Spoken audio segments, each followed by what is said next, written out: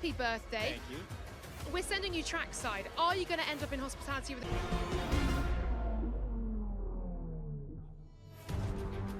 From F1 TV, good afternoon and welcome to Title Decider Weekend. This is the final chapter of Formula One. For the first time since 2010, Formula One is staging a three-way title battle.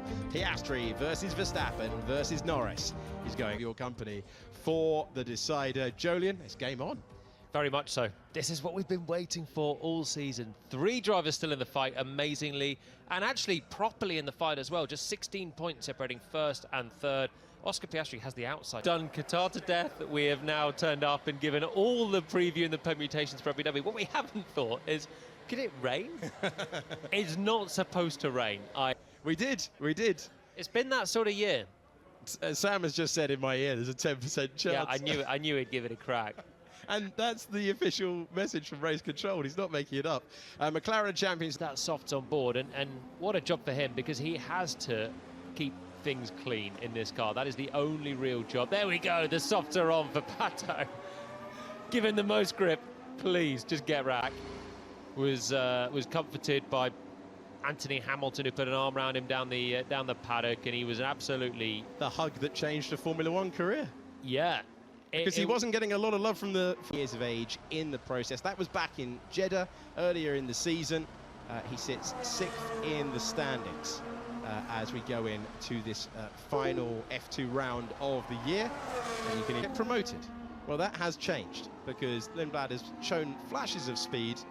He's also had to learn very, very quickly. Different machinery in Formula 3, then straight up single year in Formula 3, and then straight up to Formula 2, and then single year in Formula 2, straight up. The teams have given opportunities to the young drivers, which they have to do at some point in the year. They've chosen this session.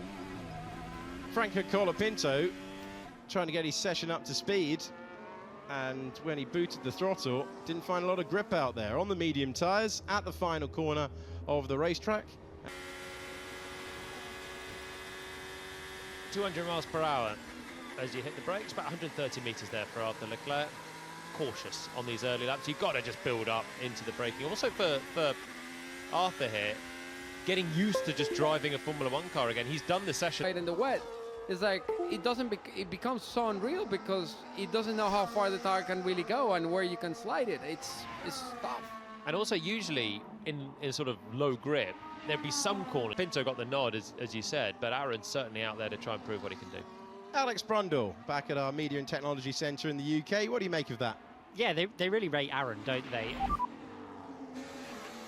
Wired to make cars better, and I totally agree that you so often arrive at the point where the car is just unrealistically good in the simulator because the driver and engineer combo can't bear to drive around something that they really should be driving around. Reasons are, one, it's not particularly representative because it is day, and FP2 is the most important session here because it's at the same time of day, therefore track conditions as qualifying and the race. Secondly, off the desk and drop the microphone. I think I started out, I think we're fine. Was the 6th place in Budapest when he was up and running at a venue that he knew. It's been a harder second half of the season for Bortoleto as he comes to circuits that he doesn't know from his junior days, and he's in a tight battle with Nico Hülkenberg. They're all really good, and they're gonna fight back and they're gonna come back, and if you're not careful, they'll run over you. You can't underestimate the experience that someone like Nico Hülkenberg, someone like Carlos Sainz at the season. He's had some great qualifyings. Remember the Austin sprint?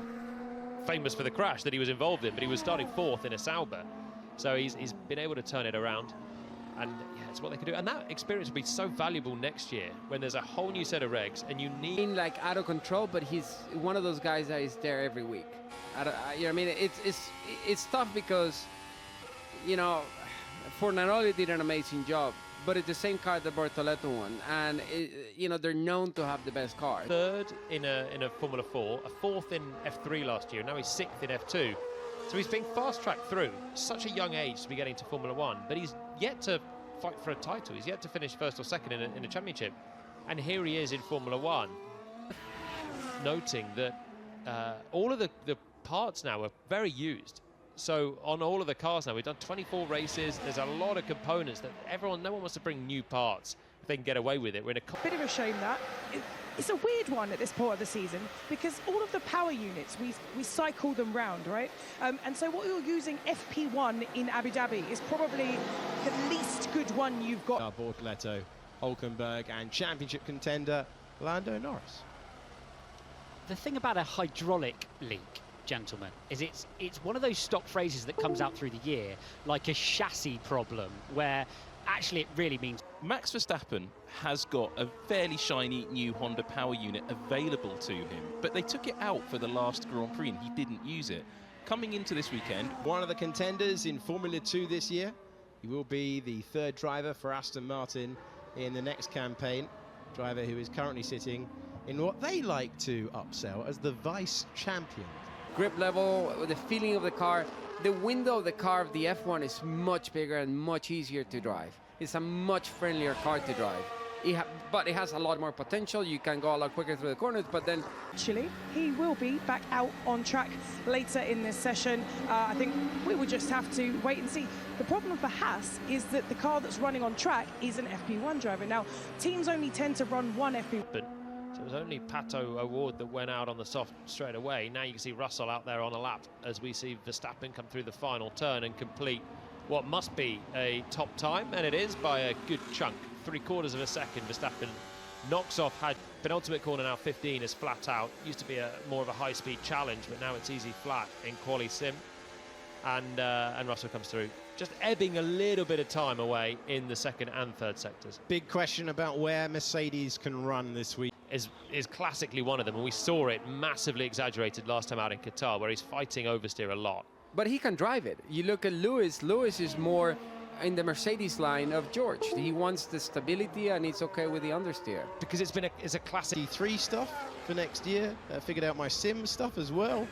Pretty straightforward stuff for arriving before here. So yeah, he's not exactly worried heading into it. Bit of life admin before the final round of the Prix. With so much on the line this weekend, teams have got to be super careful. The point I was going to make, though, was about Iwasa.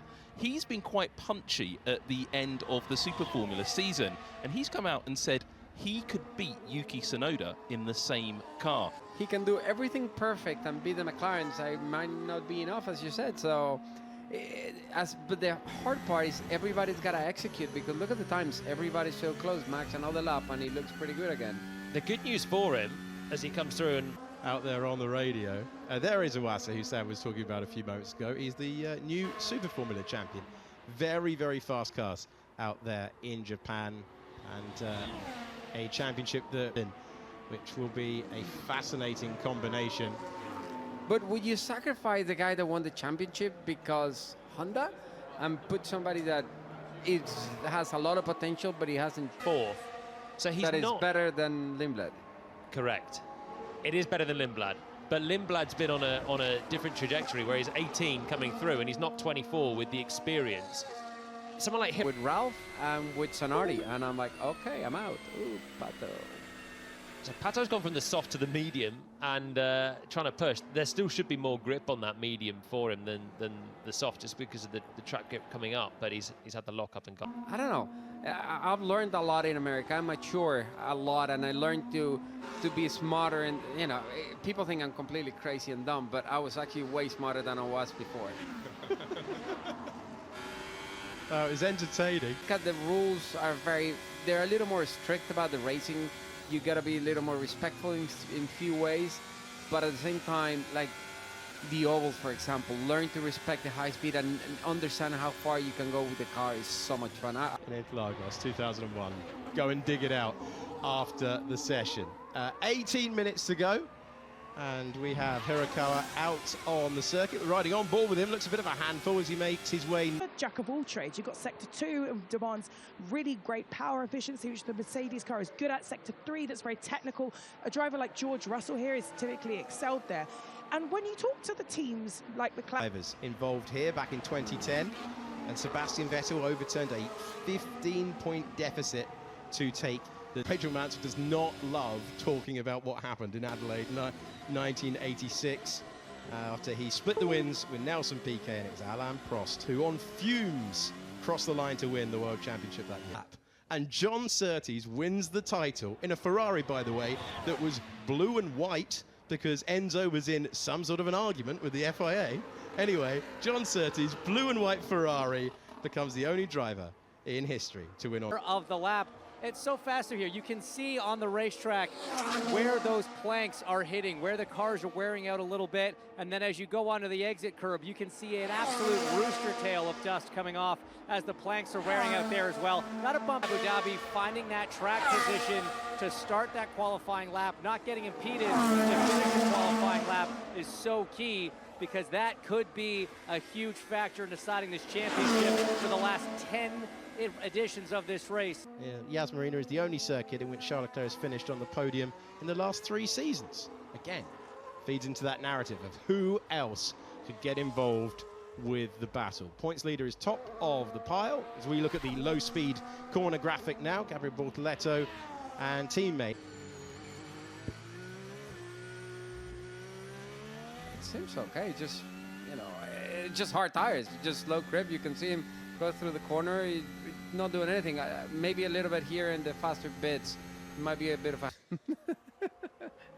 Clip that up for the commentary highlights. That's making the end of year montage. Loosey-goosey with one Pablo Montoya. Round goes the Ferrari of Charles Leclerc at turn 5. This is so hard because you want to have a lot. Be so patient. I would struggle with that. I would never been patient enough for it. It's like, it's tough. It's tricky. So with that sort of chicane, you've got your 2 obvious parts. You're approaching at 200 miles per hour with the garage. After we heard Browning on the first lap having radio issues, spent a long time in the garage, so he's actually still out there on low fuel, trying to find time on a soft tyre, whilst a lot of others are out there now dialing in the high fuel. Yeah, something that is incredible. You don't realize when you watch the cars on TV. When they brake softly, you'll find that you're trying to calibrate your mind to then run the speed through the corner, find the balance that you're expecting as well. It all changes. That's why sometimes when drivers do lift and coast, we hear it all the time. So good. It's the feel of the driver and the skill in there as well, isn't it? Because you know it, when you've done, what have the guys done now? 25 laps. We're watching Arvid Lindblad still circulating. He's on his 20th. Their thing, their focus. Honestly, I think for Oscar in this position, I think it's pretty tough. I know the track is not ideal, but it's just laps. This feeling is... It's just everybody's already in race. He's done probably quite a bit of simulator, and I would assume he's probably driven the old car as well, so he understands a little bit what the car is doing. You know, it's pretty basic, and as long as they're pretty competitive, or at least close to be competitive, is this. With my daughter, figured some stuff out for GT3 for next year. Figured out some stuff for my sim team as well, planning for next year. So. Yeah, just pretty straightforward stuff. Yeah, before arriving here, to be honest. 24 races, some races go a bit better than others. Yeah, a lot of the races we didn't have a lot of pace, or enough pace to challenge for a win. But here we are. So in general, I'm just very proud of the season that we've done, how we've come back as well in the second half. So yeah, we'll just try and keep it fun now till the end. But yeah, to always pinpoint on one particular moment or whatever, that's always a hard one. And my mom, yeah, I guess it was not planned. I mean, I also didn't really plan to be in the title fight till the end. So yeah, here we are.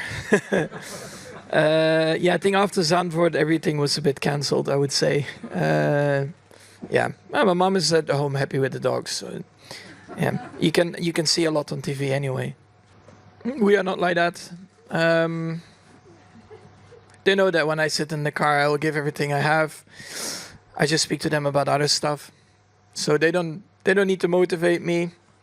Yeah, that doesn't really work like that. But of course, they always support me. You know, my mom always lights a candle before every race weekend. But yeah, I guess they trust her. No, I just what you want from a teammate. Good in also developing the car with the team. Good understanding between the drivers. Friendly, funny, open-minded, not hiding things. You know, throughout the weekend between the two drivers. So yeah, in general, just trying to push the team forward. I think that's the most important. If you are good friends off track, that's a nice bonus, but not necessarily needed as long as you are very professional on track. And